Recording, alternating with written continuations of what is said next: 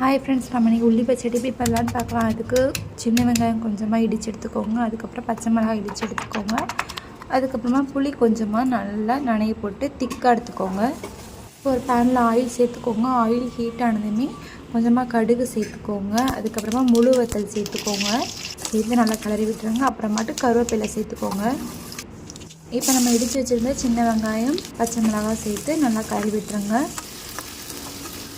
அதுக்கப்புறமா நம்ம கரைச்சி வச்சுருந்த புளியை இது கூட சேர்த்து அதையும் கிளறி விட்டுறாங்க. அதுக்கப்புறம் கொஞ்சமாட்டு மிளகாய் பொடி, மல்லிப்பொடி, ஜீரகப்பொடி, காயப்பொடி சேர்த்துக்கோங்க. அதுக்கப்புறம் சிறுபைத்தம்பருப்பு கொஞ்சமாக அவிச்சு அந்த தண்ணியும் பயிரும் சேர்த்துக்கோங்க.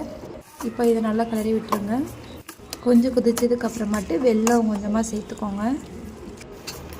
சேர்த்து நல்லா கிளறி விட்டுருங்க. அப்புறம் தேவையான அளவுக்கு உப்பு சேர்த்து கிளறி விட்டுருங்க. அவ்வளோதான் ஃப்ரெண்ட்ஸ், ரெடி ஆயிடுச்சு.